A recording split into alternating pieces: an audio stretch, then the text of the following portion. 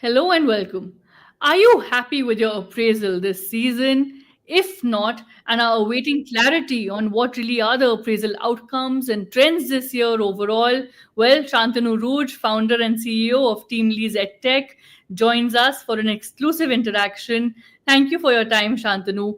Your report, of course, has highlighted quite a few details for our viewers to understand. The broad highlights coming out of TeamLease EdTech's report on 2025 appraisal outcomes suggest that 90% employees believe that upskilling has boosted their appraisal this season. The report also says that 53% employees see real time improvement in appraisals. 78% professionals are upskilling without employer support altogether, and that tech and finance professionals took maximum initiatives to upskill. So really very, very interesting highlights there. Thank you for, of course, taking our viewers through this study and this analysis. But for those wanting to know, look, what really is the fine print of this report and how was the study conducted? What would you say?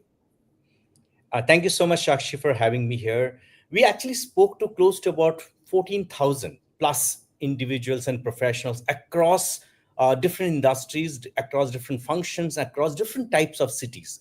And one thing that has started coming out very prominently, that in times to come, it's just not about performance anymore. It's performance plus resilience, which is becoming very important. Today, employers are uncertain about their own future. They're not sure about how things are going to pan out for themselves. So they're looking for individuals or professionals who are not only very good at their current work, but can also adapt in case the industry has to go through transformation, if that is getting appended. And that is signaled by the upskilling initiatives that employees are taking. I think that is coming out very important. Both performance and resilience are becoming important for the future. Both performance and resilience are becoming important for the future, you say. But Shantanu, there are always employees across sectors, who are not happy with their appraisal or who feel that they deserve more, whether it's in terms of their role or in terms of, their potential. Like you said, if there's a potential to adapt, then they feel that, look, why are we being, not being given that chance, really? So your message to all those employees who are, of course, awaiting that chance, maybe, and also, is there really a gap between what employees believe that employers are seeking today? And if so, is that across sectors and across areas? So Sakshi, this is I'll take you to my childhood when I used to take my English papers, right? I always thought that I have actually done very well on my papers, but when the teachers saw my papers, they didn't believe that I did exactly as to deserve the top class marks in the class. It's important for employees to start realizing what the employers are looking for when they're looking at their future employees or their future talent supply. So employers today are not only bothered about current performance. That's absolutely important. That's almost becoming hygiene. If you're not performing, you're not a part of the team. But then what is becoming important for the future is, how are you upskilling? How are you making yourself important? How are you ensuring that you remain special for the organization for the future? Today, businesses are being appended very, very soon. I mean, the lives expectancy of a Fortune 500 company has come down from 65 years to about 8-9 years now, right? You start seeing those Fortune 500 lists getting changed every 5-6 years, which means that the world of work, the world of organization is changing very fast because of automation, AI, ML, robotization, machine learning. All of these things are actually changing the world of work. Employers are not sure about how their industries are going to change and what type of skill set they will need in the future. And hence, they're looking for people who are nimble on their feet, who are learning continuously new skills, at times diametrically very different skill sets, because then they'll be able to handle the uncertainties of the future. People who showcase that, demonstrate that in their CVs, in their initiative, actually impresses the employers, saying that these are the people who are taking initiatives. They're the people who go a long way to help the organization in case we actually face a storm in the future.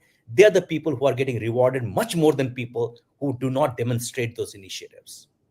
Absolutely. Very, very interesting for you to say that. Look, there are also people who are investing in completely different skill sets to their current job profile altogether. So, that's, of course, a very interesting highlight also that is emerging from your analysis, really. But, you were mentioning automation. Please take our viewers through the impact of artificial intelligence then, even on their appraisals.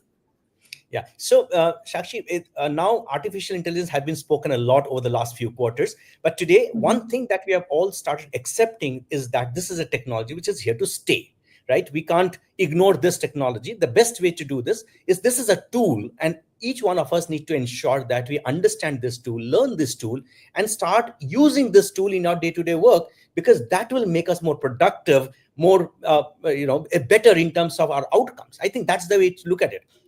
People, there are still people who possibly are fence sitters. They still are observing and waiting for a disruption to happen to their job roles. I think that is where the challenge is. I think it's important, time has come where every professional must take the initiative to ensure that they are AI literate.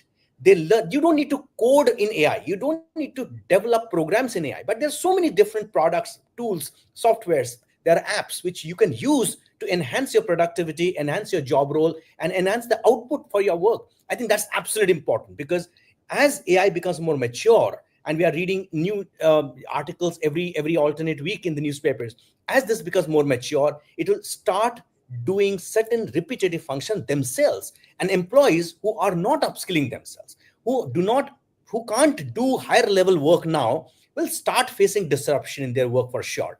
I think AI literacy is today as important as digital literacy in times to come. And I've started seeing that employees are taking all sorts of programs. And this is important, Shakshi, I'd like to bring to your notice that employees, when in their upskilling initiatives, are upskilling themselves, one through short online programs, they're taking those paid programs, and a significant majority are even self-funding themselves, showing initiative.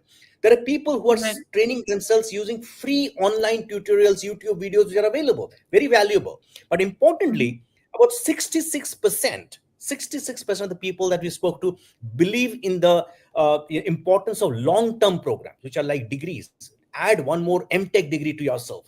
Add a MTech in AI and ML, has got a great signaling value to the employer, saying that you are a specialist, right? So 66% of the people that we spoke to believe in the potential of long-term degrees apart from short-term, just-in-time training programs. Right, that's also very, very interesting to know that there are long term courses also that are seeing an uptake, like you said, a 66% there as per your study. But of course, for all others really who are looking at, all employees who are saying that, okay, we're not too pleased and we don't have time really to look at a long term course, and they've not been too pleased with their appraisal outcome in 2025, what would you say to them to when they're looking towards 2026 and years beyond? What should their fresh strategy or approach be then? I think it's come to a stage where not reskilling, upskilling, or new skilling yourself has become really irresponsible behavior. It's important for all of us, irrespective of the position, function, or the industry that you belong to continuously upskill yourself. And there is no one right answer in that case. It could be your own domain skill, it could be a soft skill program, or it could be completely different skill sets. Nothing is going to go astray, because in the future you'll need people who understands not only one domain, but they're multi-skilled. Hence, if you're aware, government of India is also talking about multidisciplinary degrees, where kids who are actually tech professionals are also learning papers like psychology and music and arts, because only one domain will not work. You will need to understand psychology of a person to be able to develop high quality technology platforms today, right? So employers are looking for people who are multi-skilled across segment, across different arts, humanities, commerce, management, technology, all of these. I think combination works best. Continuously upskill yourself. All right, so we've looked at your message to employees, and now I want to end with, of course, asking you your message to employers then, who are looking at such reports and such outcomes, and of course, like you were mentioning, times changing, automation, AI taking center stage. Your message to employers then, who've done 2025 appraisals and who are also going to look at the years beyond with a fresh eye altogether. I think employers need to possibly become also take up more responsibility and shoulder some part of this part.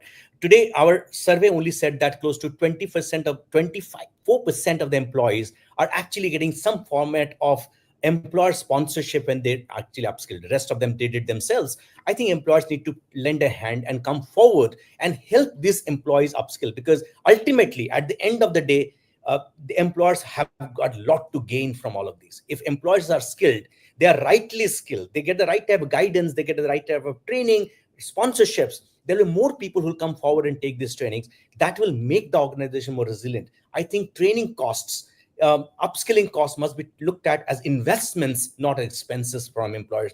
Budget needs to go up.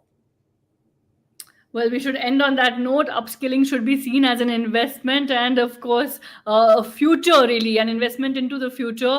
And it's really, really crucial, as you mentioned, in the years ahead for us to focus on that, employees and employers collectively. Thank you so much for sharing the highlights of your report exclusively with NDTV First. Thank you. Thank you so much, Sakshi. Thank you.